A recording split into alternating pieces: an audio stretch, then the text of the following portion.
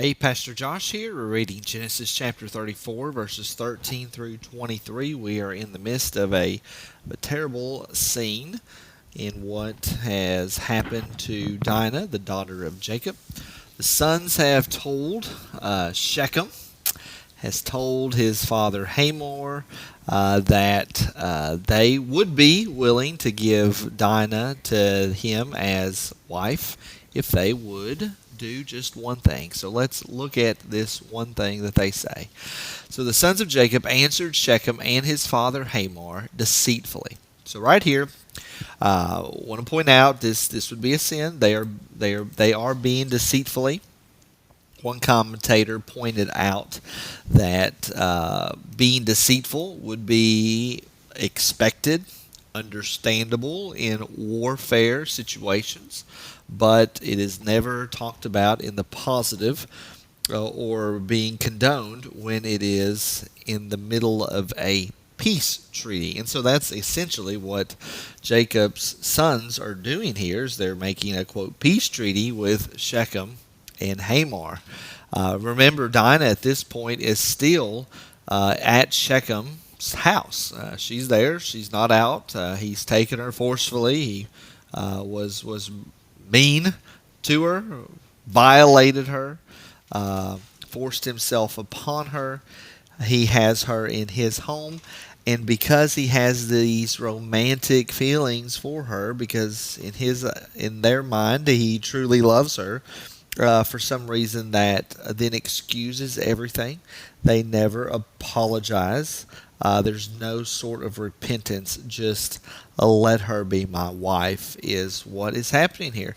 And so the outrage, the anger, even a sense of seeking some sort of revenge or justice would be correct on Jacob's for Jacob's sons.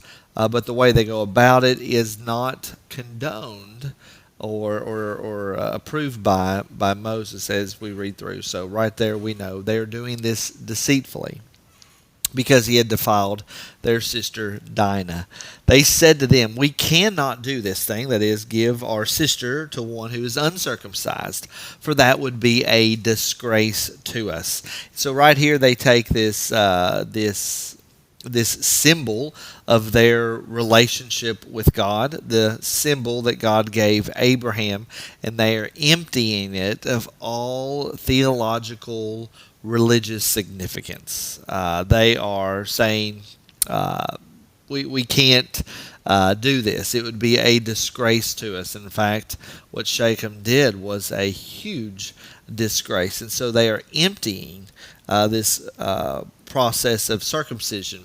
What is also going to be ironic is that the very place, the very organ that Shechem used to violate Dinah is in just a moment going to be voluntarily circumcised. We'll look at that in just a moment.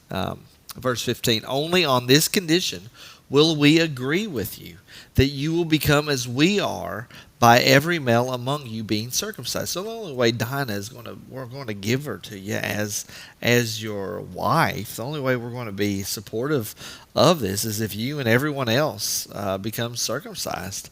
Then, if you do that, then we will give our daughters to you. We can all be one big happy family. We can be one big group. We can be one big people. And we will take your daughters to ourselves, and we will dwell with you and become one people. Again, this is a lie. This is their deceit. That is not their intention at all, to become one people with them. And again, they are not asking them to take on their customs. They're just saying they need to be circumcised. Again, they are emptying it of its religious value and theological significance. But if you will not listen to us and be circumcised, then we will take our daughter and we will be gone. We will go get her from your house, and we're going to get out of here. The words pleased Hamor and Hamor's son Shechem.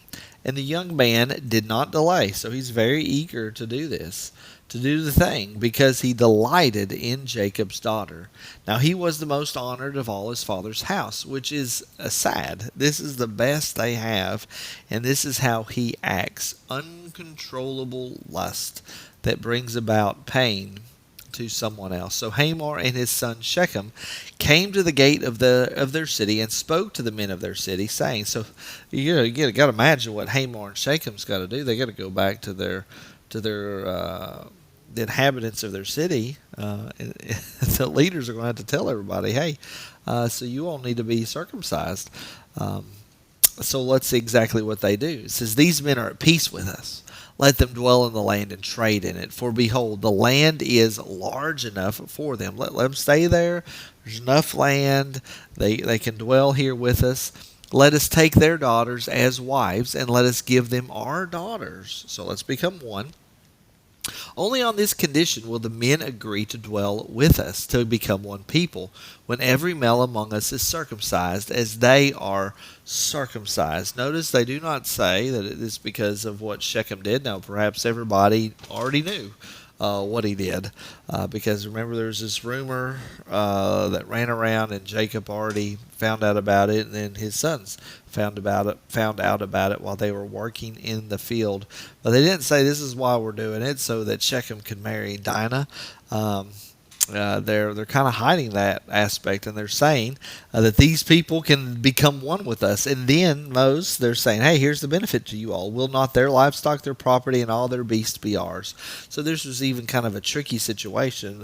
They intend for Jacob and Israel, that family, to become part of them.